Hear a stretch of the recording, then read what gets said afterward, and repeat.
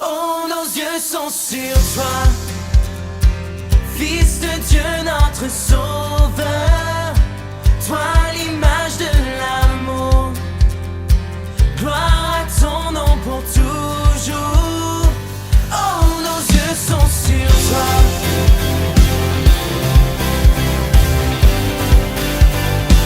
Oh, nos yeux sont sur toi.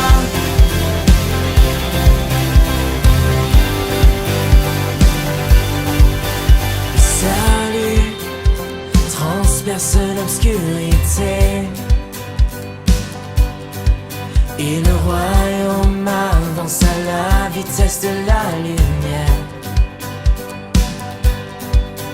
Liberté qui fait vibrer l'atmosphère. Chassons les ténèbres alors que le soleil apparaît. Venu des cieux pour nous, descendu par amour, il règne à tout jamais, Jésus notre Dieu. Oh, nos yeux sont sur toi, Fils de Dieu notre Sauveur. Toi, l'image de l'amour, gloire à ton nom pour toujours. Oh, nos yeux sont sur toi.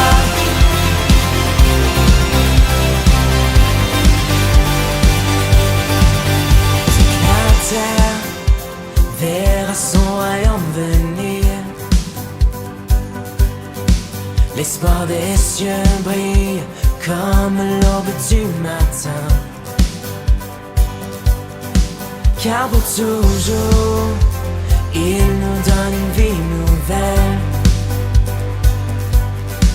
Non plus aucune crainte, ni ténèbres dans sa lumière sans fin. Venu des cieux pour nous, descendu par amour, il règne à tout jamais, Jésus notre Dieu. Oh, nos yeux sont sur toi, Fils de Dieu notre Sauveur. Toi, l'image de l'amour, gloire à ton nom pour toujours. Oh, nos yeux sont Bonjour à sur tous. toi. Soyez les bienvenus sur le site de l'église évangélique de Chanteloup. Quelle joie encore de nous retrouver ce matin dans la présence de notre Dieu. Nous voulons lui rendre un culte qui lui soit agréable. Nous avons mis à part ce temps pour notre Dieu et nous voulons que tout au long de cette journée, eh bien, le beau nom de Jésus soit célébré. Il y a un peuple nombreux de par toute la terre qui, ce matin, célèbre le nom de Jésus et combien que ça fait chaud au cœur. Nous voulons bien sûr saluer tous nos bien-aimés, nos frères et sœurs qui nous écoutent un peu partout dans le monde, je dirais, que ce soit sur les îles, l'île de la Réunion, que Dieu vous bénisse, Haïti, la Guadeloupe, la Martinique, que le Seigneur vous fasse du bien, la Floride, le Canada, le sud de la France et bien sûr la région parisienne et particulièrement nos bien-aimés de Chanteloup. Seigneur, que le Seigneur vous fasse du bien. Nous sommes heureux ce matin de pouvoir encore passer ensemble ce moment dans la présence de Dieu. Nous allons avoir quelques moments de chant, de louange. Ce matin, nous allons aussi avoir l'intervention de notre jeune frère Kevin. Kevin, que Dieu te bénisse. Voilà, c'est une joie avec notre frère Alix, notre sœur Nathalie, qui vont nous conduire dans ce moment de louange. J'en profite également pour remercier les jeunes et les préados. On voit qu'ils sont motivés, ils sont très très très motivés. On a beaucoup d'échanges avec eux. Donc il y a des partages. Merci à Nathanaël pour les idées qu'il nous donne, qu'il partage avec nous. Merci également à Jérémy et à Naël pour leur aide technique, puisque ils interviennent aussi donc au niveau de la technique. Que Dieu vous bénisse et que Dieu vous encourage. Et vraiment, c'est réjouissant de voir toute la jeunesse, les ados, les préados qui se lèvent pour Dieu. À Dieu vraiment. Date à retenir. N'oubliez pas ces deux dates. Tout d'abord, premièrement, donc samedi prochain, Dieu voulant, le samedi, donc 1er août, nous donnons rendez-vous à tous ceux qui le peuvent à partir de 10h30. Bien sûr, prévoyez vos masques. Nous veillerons à ce que les distanciations soient bien maintenues. Il y aura du gel hydroalcoolique. Donc samedi prochain, Dieu voulant, le 1er août à 10h30, nous allons commencer eh bien, à pouvoir libérer l'ancien local. Donc là, nous aurons bien sûr donc, besoin donc, de l'aide des uns et des autres, tous ceux qui le peuvent. Donc samedi prochain, si vous le pouvez, nous vous donnons donc rendez-vous à l'ancien local à partir de 10h30. Et le samedi d'après, donc le 8 août, Dieu voulant, là aussi nous aurons encore besoin donc, de l'aide des uns des autres pour pouvoir continuer le déménagement. Alors, soyez là, soyez présents, soyez fidèles. Hein, une belle aventure, une nouvelle aventure commence pour nous. Une page se tourne. Merci Seigneur pour tout ce qu'il a fait. Nous aurons l'occasion encore ensemble de nous réjouir hein, de la grandeur de Dieu, de la bonté de Dieu à notre égard. Nous allons remettre cette journée, si vous le voulez bien, ensemble, entre les mains de notre Dieu. Seigneur, nous te bénissons. C'est vrai que nous sommes dans la joie de célébrer ton nom, de te louer ce matin encore, de t'adorer. C'est vrai qu'il y a, de par le monde entier, des hommes et des femmes que tu as rachetés par ta grâce et qui sont heureux de te chanter ce matin, heureux de te célébrer, heureux de t'offrir un sacrifice du fruit de nos lèvres, de faire monter vers toi un parfum d'adoration. Seigneur, à toi la gloire et bénis cette journée. Assiste-nous par le Saint-Esprit. Dans le nom puissant de Jésus. Bonjour à tous, mon épouse et moi-même, nous sommes dans la joie ce matin d'être là pour louer notre Dieu avec vous, ensemble, d'un même cœur, d'une même pensée, d'une même âme. Et c'est vrai que Christ a tout accompli pour nous à la croix et nous voulons marcher dans cette sainteté. Alléluia. Nous avons aussi une petite surprise pendant ce temps de louange. Je vous laisse découvrir. Que Dieu vous envoie à Dieu. Je désire te voir, Seigneur. Je désire te contempler. Seigneur, ce matin, merci. Alléluia. Tu es saint, Seigneur. Merci pour ta présence. Alléluia. Ouvre les yeux de mon cœur, Père. Ouvre les yeux de mon cœur. Je désire te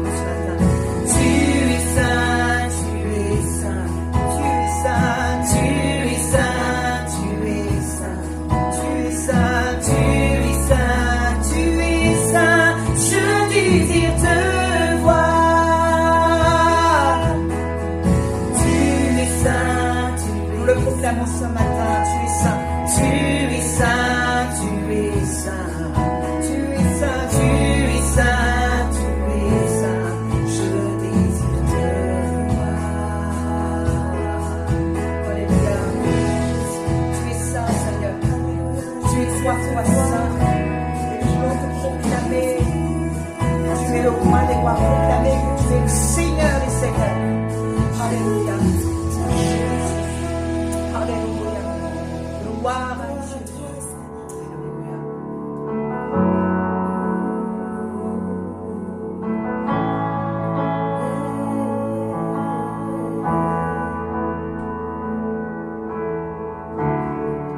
Oh, quelle paix dans ce moment, dans le calme de ta présence, quand le bruit faiblit et tu parles à mon âme, tu as toute mon attention, fais-moi entendre ta voix, je ne veux rien manquer, Seigneur, mon cœur désire plus de toi, mon cœur recherche ta face, alors je sais de toi. Tout en moi est ému par ton amour, captivé par qui tu es. Conduis-moi à te connaître plus encore. Je veux m'approcher de toi, laisser mes peurs derrière moi. Seigneur, viens toucher ma vie à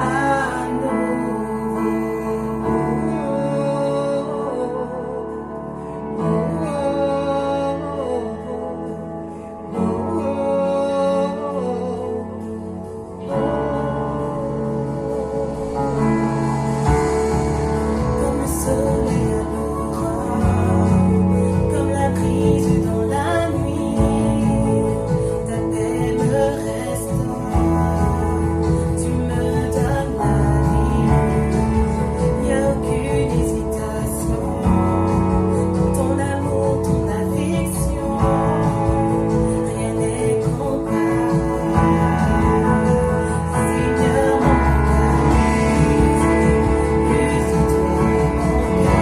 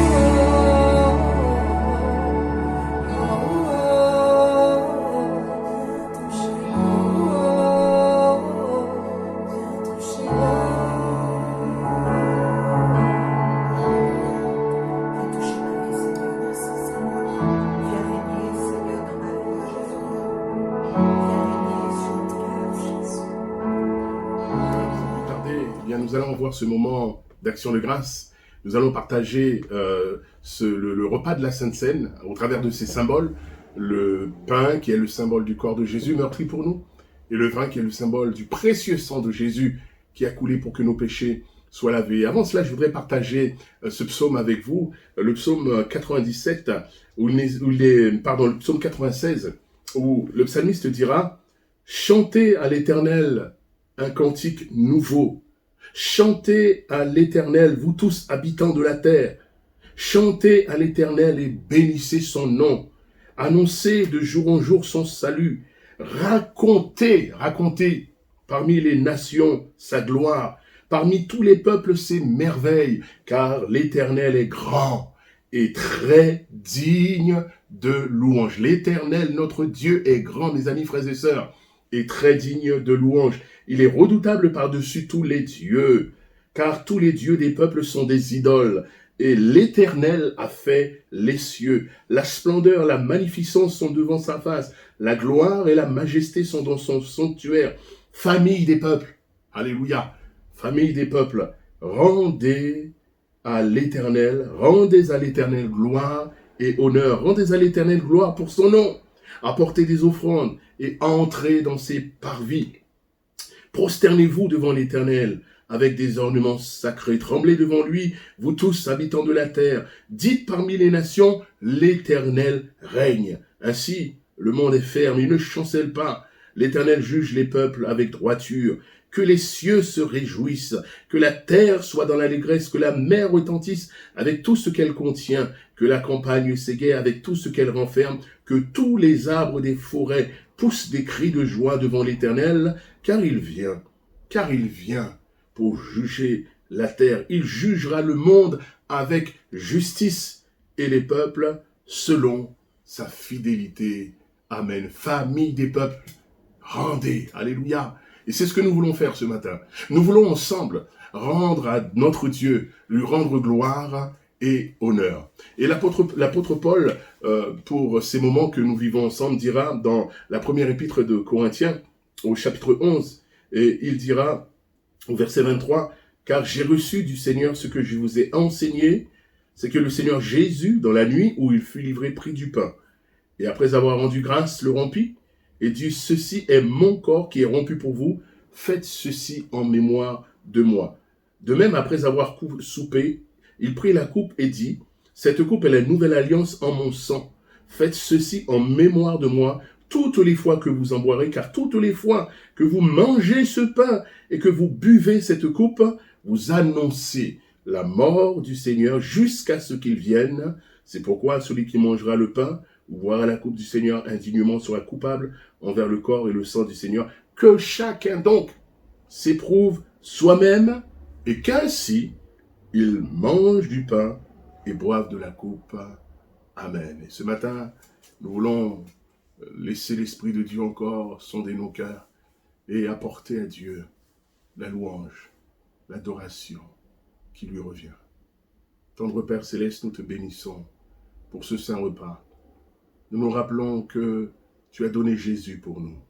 Et c'est par l'effet de ta grâce que nous sommes là. Merci de nous avoir sauvés, mon Dieu.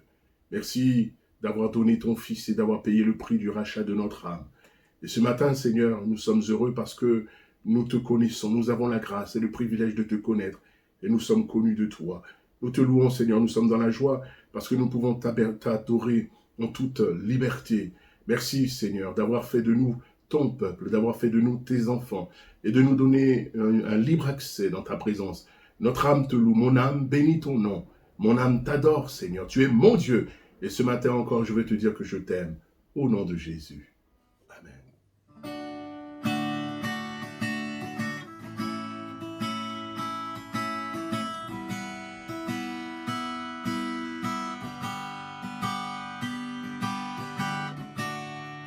Le chant terminé, le rideau retombe, je viens simplement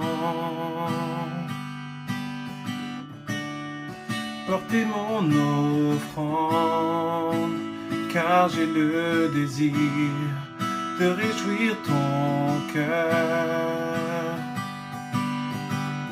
J'apporte plus qu'un beau chant. Chanter ne suffit pas pour répondre à ton appel. Les apparences sont trompeuses, tu vois bien au-delà. Oh Dieu, tu sondes mon cœur. Je reviens au cœur de la louange. Tout est centré sur toi, centré sur toi, Jésus. Oui, je renonce à tous mes faux semblants pour tout centrer sur toi, centré sur toi, Jésus.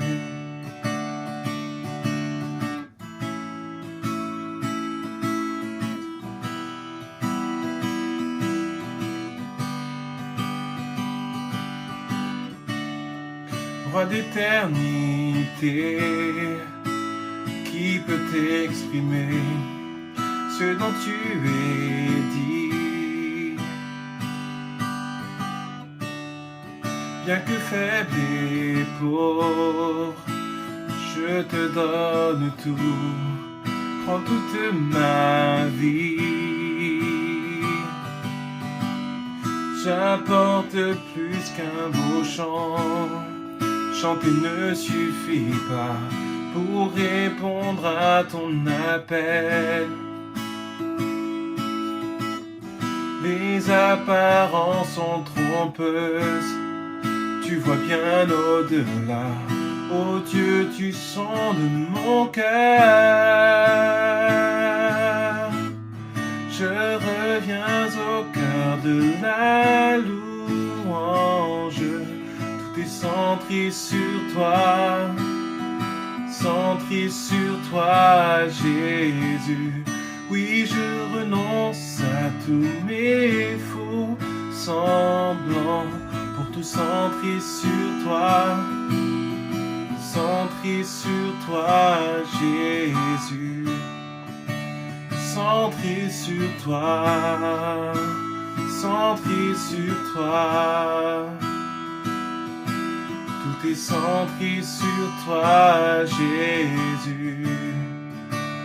Centré sur toi, centré sur toi. Tout est centré sur toi, Jésus. Je reviens au cœur de la louange. Tout est centré sur toi, centré sur toi, Jésus.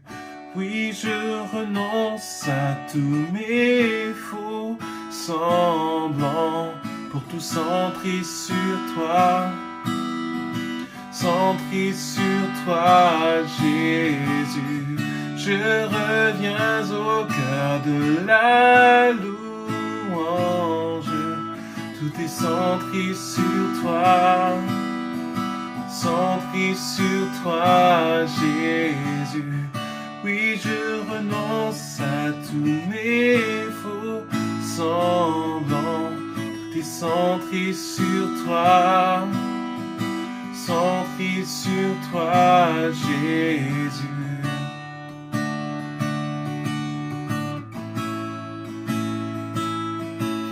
Tout est centré sur toi, centré sur toi, Jésus.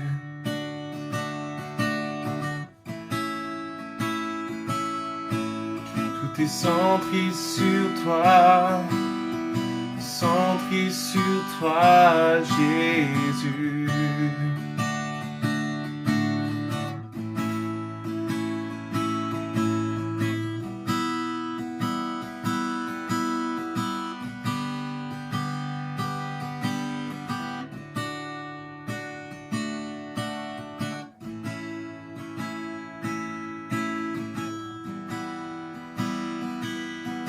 Voilà, mes amis, bien-aimés frères et sœurs, nous allons maintenant ensemble partager la parole de Dieu, l'évangile. Nous allons ouvrir le Saint-Livre et nous allons ce matin encore nous mettre à l'écoute de la parole de Dieu. Puisse le Saint-Esprit encore toucher nos cœurs, nous révéler encore la pensée de Dieu. Vraiment, à Dieu soit toute la gloire.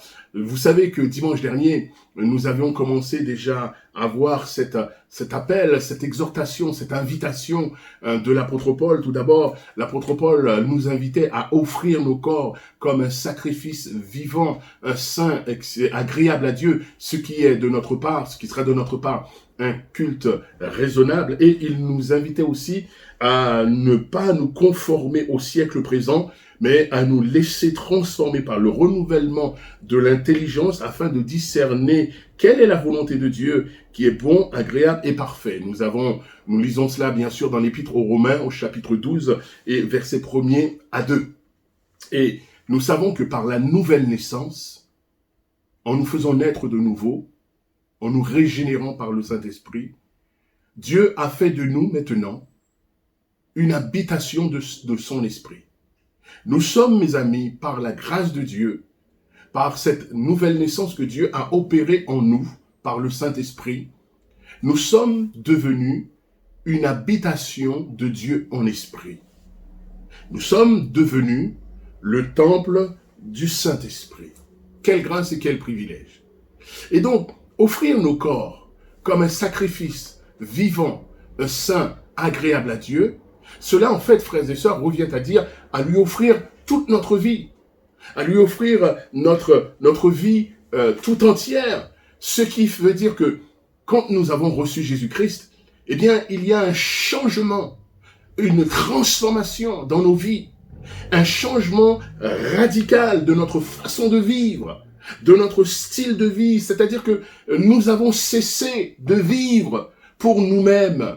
Nous avons cessé de vivre de la façon dont nous vivions avant de nous convertir à Jésus-Christ, de la façon dont nous vivions avant, bien sûr, de connaître Dieu, avant de nous convertir donc à Jésus-Christ. Nous avons cessé de vivre selon les principes, selon la mentalité de ce monde, pour vivre, frères et sœurs, en nouveauté de vie, pour vivre pour Jésus, alléluia, pour vivre en disciple de Jésus-Christ. Et bien sûr, ce faisant, il y a une transformation que Dieu a opérée et qu'il continue à opérer dans nos vies par la puissance de la parole de Dieu et par la puissance du Saint-Esprit. Il y a cette transformation que Dieu opère en nous par le Saint-Esprit, et ce qui fait que notre mentalité, petit à petit, est changée, est transformée par la parole de Dieu. Petit à petit, nous apprenons à connaître la volonté de Dieu. Et nous apprenons petit à petit à faire et à nous réjouir dans la volonté de Dieu, à accomplir la volonté de Dieu. Et nous découvrons, que la volonté de Dieu, elle est bonne pour notre vie. Elle est bonne pour notre famille, pour nos foyers, pour notre église. Nous voyons que la volonté de Dieu, petit à petit, elle est agréable à nos cœurs, agréable à nos vies. Et bien sûr, la volonté de Dieu, nous le savons, elle est parfaite en toutes choses. Et ce matin, j'aimerais continuer avec vous au travers de ce passage que nous allons lire ensemble dans le livre des Juges.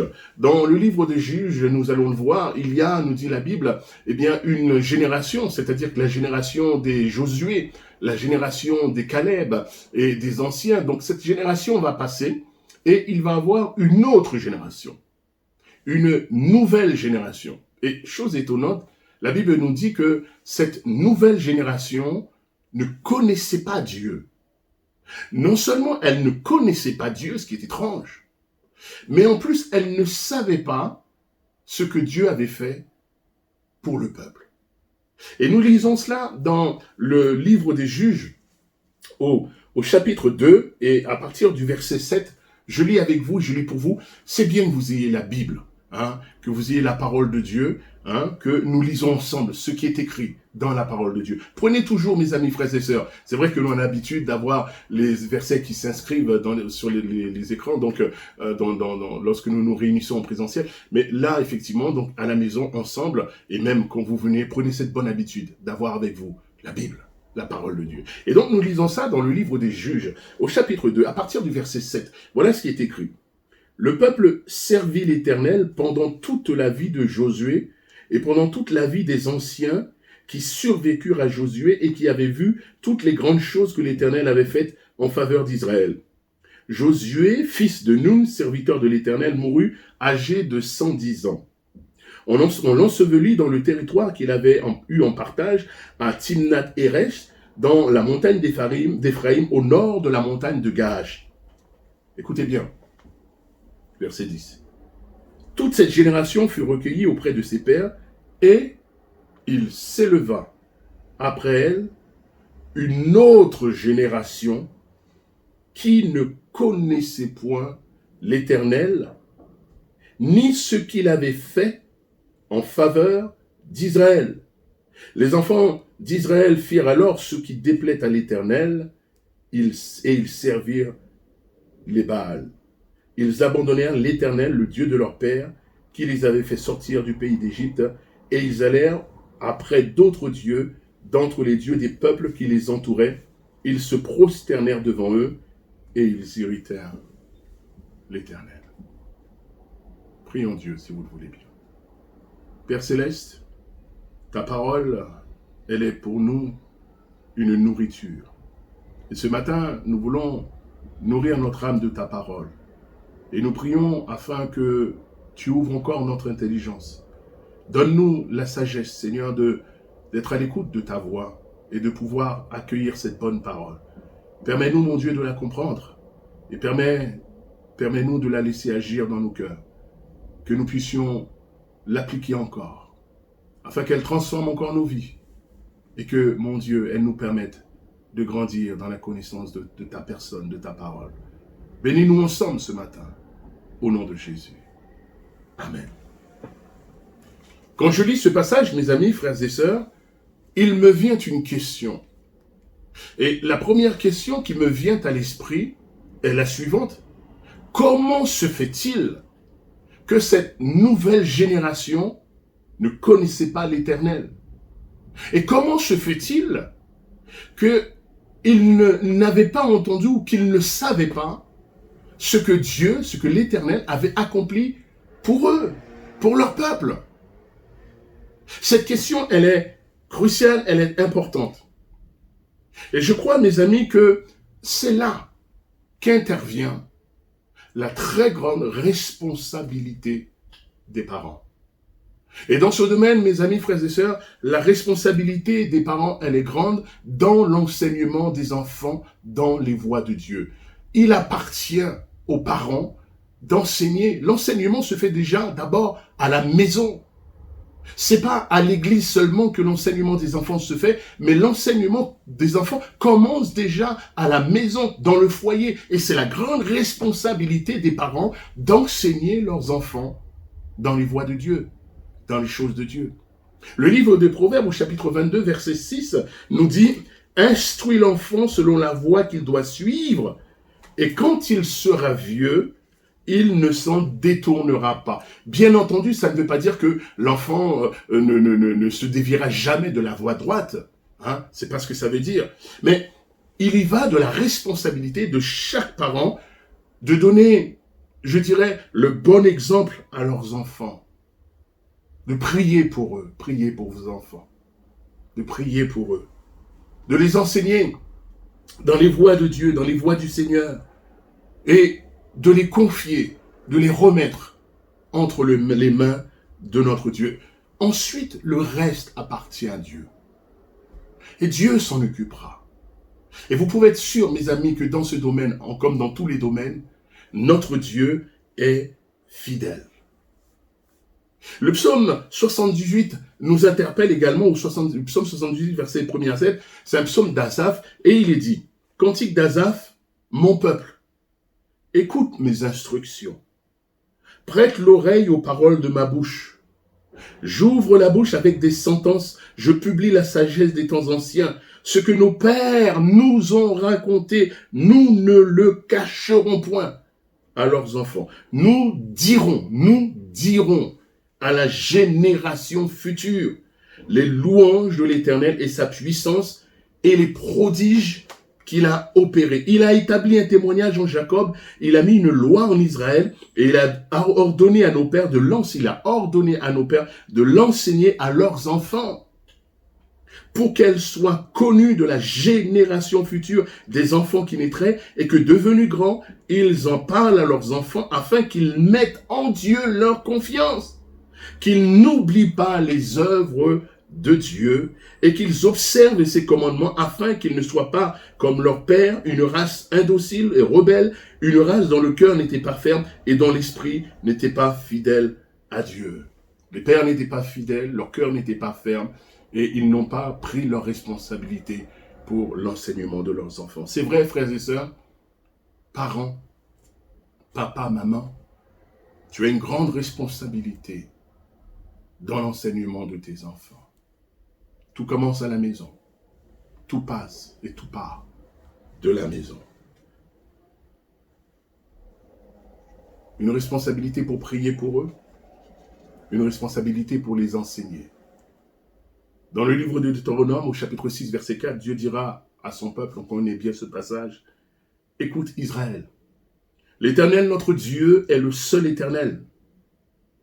Tu aimeras l'Éternel ton Dieu de tout ton cœur, de toute ton âme et de toute ta force. Et ces commandements que je te donne aujourd'hui seront dans ton cœur. » Écoutez bien, tu les inculqueras à tes enfants et tu en parleras quand tu seras dans ta maison, quand tu seras en voyage, quand tu te coucheras et quand tu te lèveras. Tu en parleras à la maison. C'est là, à la maison, qu'on prend cette bonne habitude de parler aux enfants de la bonté, de la grandeur, de la puissance et de l'amour de Dieu. Oh, puissiez-vous, parents, puissions-nous, chacun d'entre nous, prendre cette bonne habitude. Les parents ont une grande responsabilité pour l'enseignement des enfants à la maison. Bien des années vont passer, une génération va passer et une autre génération va venir. Et la Bible nous dit que cette nouvelle génération, non seulement ne connaissait pas l'Éternel, ne connaissait pas Dieu, mais cette nouvelle génération n'avait pas entendu. C'est grave. Ils n'avaient pas entendu ce que Dieu avait fait pour eux. Au chapitre 17, toujours du livre des Juges, et c'est ce qui va nous arrêter ce matin, Juges au chapitre 17, et au verset 6, nous trouvons cette même parole dans Juges 21-25, et c'est un petit peu ce qui caractérise le livre des Juges, entre autres. Dans Juges au chapitre 17, verset 6, il est dit, « En ce temps-là, il n'y avait point de roi en Israël, écoutez bien, chacun faisait ce qui lui semblait bon. » Chacun faisait ce qui lui semblait bon. Et il y a une autre version qui nous dit, « En ces jours-là, il n'y avait pas de roi en Israël, et chacun faisait ce qui était bon à ses yeux. » Chacun faisait ce qui était bon à ses yeux. Et en lisant cela, mes amis, frères et sœurs, j'ai l'impression que nous vivons aujourd'hui, que nous vivons des temps similaires, où chacun veut faire ce qu'il a envie de faire, chacun veut faire ce qui lui semble bon, et chacun veut faire ce qui semble bon à ses yeux. Le livre de Josué est un livre de conquête. Et nous voyons qu'au travers de ce livre, eh bien, que le peuple allait de victoire en victoire. Hormis, bien entendu, l'épisode de la ville de Haï, mais le peuple allait de victoire en victoire. Et contrairement, une génération après, nous voyons dans le livre des Juges, et que à cause de leur désobéissance et à cause de leur éloignement de Dieu, à cause du péché, le peuple allait maintenant de défaite en défaite. Pourquoi cela? Nous voyons que Dieu est celui qui a main forte, nous dit la Bible, et à bras étendus. Dieu a délivré le peuple d'Israël de l'esclavage de l'Égypte. Dieu les a fait sortir de l'esclavage de l'Égypte pour les conduire vers le pays de Canaan. Et lorsqu'ils sont partis de l'Égypte, Dieu les conduisait, ils ont traversé le désert et Dieu en a profité au travers de Moïse, au travers de Josué pour enseigner le peuple, pour l'enseigner sur la manière de vivre leur foi, pour la manière de vivre la foi, pour la manière de vivre aussi dans l'obéissance à Dieu, dans l'obéissance à sa parole, afin qu'ils soient heureux. Et nous voyons également lorsque Josué va arriver à la fin de sa vie, il va inviter le peuple à se positionner et le peuple volontairement va se positionner pour Dieu, s'engager par serment devant Josué, devant Dieu, pour dire qu'ils ont fait le choix de vivre pour Dieu, de servir pour Dieu et de lui obéir. Ils vont prendre position pour Dieu et ils sont maintenant prêts pour vivre, pour expérimenter les promesses de Dieu. Et nous voyons que une fois qu'ils sont rentrés dans le pays de Canaan, ils se sont installés, petit à petit, ils vont perdre de leur engagement spirituel. Ils vont perdre, petit à petit, de leur motivation. Et nous voyons que dans l'histoire de ce peuple, le péché va être le premier facteur, la raison qui va faire qu'ils vont connaître le déclin. La première étape, justement, qui fait qu'ils vont connaître le déclin, c'est que premièrement, ils vont s'éloigner de Dieu au travers de la désobéissance.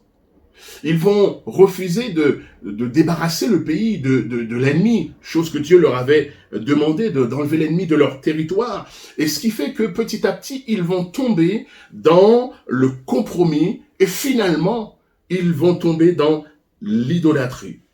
Chacun faisait ce qui lui semblait bon, ce qui semblait bon à ses yeux. Et en faisant cela, mes amis, ils vont finir par devenir de nouveaux esclaves, captifs. Ils ne vont pas pouvoir tenir devant l'ennemi, ils vont être vaincus et ils vont être malheureux. Et dans le désespoir, ils vont crier vers Dieu, et Dieu qui est bon, Dieu qui est plein de compassion, Dieu va les secourir, et Dieu va susciter des juges qui va les délivrer, mais pendant un temps, ils vont connaître la paix, mais de nouveau, ils vont tomber dans la complaisance, ils vont tomber dans la désobéissance, et de nouveau, ils vont être vaincus par l'ennemi. Chacun faisait ce qui lui semblait bon. Chacun faisait ce qui semblait bon. Et je me dis, mes amis, quel dommage. C'est dommage qu'il ne soit pas écrit que chacun cherchait à faire ce qui est bon aux yeux de Dieu. Cela aurait évité bien des ennuis, bien des déboires. Mais il nous est dit que chacun faisait ce qui semblait bon. Et je me dis, frères et sœurs, qu'avec cette mentalité, avec cette philosophie, avec cette façon de faire, ils ne pouvaient pas tenir devant l'ennemi. C'est ce qui explique qu'ils étaient vaincus par l'ennemi. Ils ne pouvaient pas faire face à l'ennemi avec cette mentalité de chacun faisait ce qui lui semblait bon. Et mon frère, ma sœur, je crois qu'il en est de même pour nous aujourd'hui. Il en est de même pour chacun d'entre nous. Si dans ces temps, vous vivez dans cette mentalité, mon frère, ma sœur, si tu vis dans cette mentalité, je fais ce que je veux, je fais ce que j'ai envie de faire. Si vous vivez dans cette mentalité, dans cette philosophie, chacun fait ce qui lui semble bon, alors vous serez malheureux. Vous serez des perdants. Et vous ne pourrez pas tenir devant l'ennemi de votre âme. Mes frères et sœurs, Dieu est bon, alléluia. Dieu est bon pour nous. Et c'est là que l'appel, l'exhortation de l'apôtre Paul intervient. Et c'est là que Paul donne la solution au travers de l'épître aux Romains, entre autres, au chapitre 12, verset 2, il dit « Ne vous conformez pas au siècle présent, mais soyez transformés par le renouvellement de l'intelligence, afin que vous discerniez quelle est la volonté de Dieu, ce qui est bon, ce qui est agréable et parfait. Mes amis, frères et sœurs, la volonté de Dieu pour nous, c'est d'être conforme à l'image de Jésus, son Fils. Jésus-Christ est roi, alléluia. La Bible nous dit même que Jésus est le roi des rois, le Seigneur des seigneurs. Nous avons un roi, nous, peuple de Dieu, nous avons un roi. Nous le savons, son royaume n'est pas de ce monde. Nous avons un roi et ce roi, c'est Jésus. Et nous sommes appelés à vivre, à avoir la mentalité du roi, à vivre selon les principes de notre roi, à vivre selon sa volonté. Et ce qui est merveilleux, ce qui est remarquable, ce qui est extraordinaire, c'est que, mes amis, frères et sœurs, en Jésus-Christ, pour chacun d'entre nous, Dieu a rendu toutes choses possibles. En Jésus-Christ, frères et sœurs, Dieu a rendu toutes choses possibles pour que nous puissions marcher comme Dieu le veut, que nous puissions vivre comme Dieu le veut, que nous puissions avoir, que nous puissions posséder ce que Dieu nous a donné et acquis par grâce, ce que Dieu veut que nous ayons.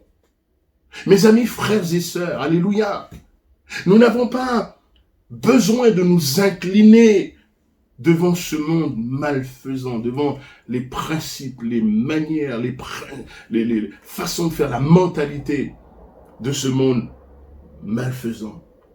Nous n'avons pas besoin d'adopter les normes ou les valeurs de ce monde. Jésus a dit, mes brebis entendent ma voix, elles me connaissent et elles me suivent. Alléluia. Dieu, par sa grâce et par la puissance de son esprit, Dieu est celui qui nous permet, mes amis, frères et sœurs, Dieu est celui par l'action du Saint-Esprit au travers de la parole de Dieu, la Bible. Dieu est celui qui nous permet de vivre selon sa volonté, de vivre en obéissance à la parole de Dieu. Jésus lui-même dira que son joug est doux, son fardeau est léger. Et la Bible nous dit que les commandements de notre Dieu ne sont pas pénibles. L'apôtre Paul dira dans l'épître aux Galates, au chapitre 1er, versets 3 à 4, que la grâce et la paix vous soient données de la part de Dieu le Père et de notre Seigneur Jésus-Christ, qui s'est donné lui-même pour nos péchés, afin, écoutez bien, afin de nous arracher du présent siècle mauvais, selon la volonté de notre Dieu et Père, à qui soit la gloire au siècle des siècles. Amen. Oh mes amis, je voudrais conclure avec ces paroles. Mon frère, ma soeur, toi ami qui nous écoute, je voudrais conclure avec ces paroles. Puisse Dieu ce matin, par le Saint-Esprit, au travers de sa parole, puisse Dieu ce matin nous aider, frères et sœurs, nous aider à rechercher et à faire ce qui lui plaît. Nous aider à toujours rechercher à faire sa volonté et non la nôtre. Nous aider, frères et sœurs, à rejeter les principes, la mentalité, les valeurs de ce monde pour nous laisser chaque jour imprégner, remplir, imbiber, pour nous laisser transformer par les principes et la valeur de Dieu, de Jésus-Christ. Que Dieu nous aide ce matin à nous tenir éloignés de la mondanité, éloignés du charnel, de la légèreté, éloignés de la superficialité, éloignés de l'apparence, pour chérir le véritable, alléluia, pour chérir, frères et sœurs, les choses profondes de Dieu, pour chérir les choses authentiques de Dieu, les choses de l'esprit, pour chérir les choses d'en haut. Oh mes amis, soyons attachés à la parole de Dieu. Soyons attachés à Jésus. Soyons attachés à la Bible, parole de notre Dieu. Alléluia. Que Dieu nous aide.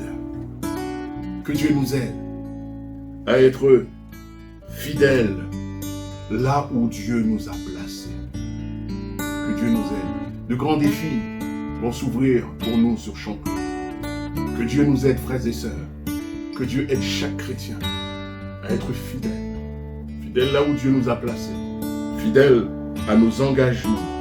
Fidèle, effectivement, dans ce que Dieu attend de chacun d'entre nous. Alors, assurément, certainement, nous verrons encore la gloire de notre Dieu. Oh, que Dieu soit béni. Et que cette parole résonne encore dans vos cœurs, dans nos cœurs, dans mon cœur, dans ton cœur. Ne vous conformez pas à notre monde. Ne vous conformez pas au siècle présent. Mais soyez transformés par le renouvellement de votre intelligence, le renouvellement de votre entendement, pour que vous discerniez quelle est la volonté de Dieu, ce qui est bon, ce qui est agréable et parfait. Alléluia. Nous n'appartenons pas à ce monde. Nous appartenons à Jésus. Et quel bonheur et quelle fierté et quelle grâce d'avoir pour maître, d'avoir pour sauveur, d'avoir pour Seigneur Jésus-Christ de Nazareth. À lui soit toute la gloire. Nous savons qu'il revient bientôt. Et dans cette glorieuse attente, nous voulons qu'il nous trouve fidèles dans ce qu'il nous a confié. Mon frère, ma soeur, que Dieu te bénisse. Ne te laisse pas modeler. Ne te laisse pas façonner. Ne laisse pas la mentalité du monde t'imprégner, imprégner ton foyer, ta famille. Mais laisse-toi transformer par la puissance de l'évangile, par la puissance de la parole de Dieu, par le Saint-Esprit. Laisse-le transformer. Et que le Seigneur, chaque jour, nous façonne et nous rende toujours plus semblables à Jésus-Christ. Amen. Amen. Que Dieu te bénisse. On va prier ensemble. Je te bénis, Seigneur, pour ta parole. Et je te rends grâce. Parce que tu as commencé une bonne œuvre en nous et tu l'achèveras. Seigneur, merci de nous transformer chaque jour. Permets-nous, Seigneur, vraiment d'être délestés, débarrassés de toute mentalité qui ne vient pas de toi, qui n'est pas conforme à ta parole. Aide-nous, Seigneur, à te ressembler. Aide-nous à marcher, aide-nous à vivre selon ta parole. Seigneur, bénis ton peuple, bénis l'Église, bénis mes frères et mes sœurs. Et nos amis qui peut-être nous écoutent ce matin, Seigneur, convainc-les par le Saint-Esprit. Seigneur, fais ton action. Nous sommes devant toi ce matin et nous te bénissons pour ta divine parole. Nous aimons ta parole, Seigneur. Et nous voulons qu'elle agisse encore dans notre cœur et dans notre vie. À toi la gloire, Seigneur, au nom de Jésus.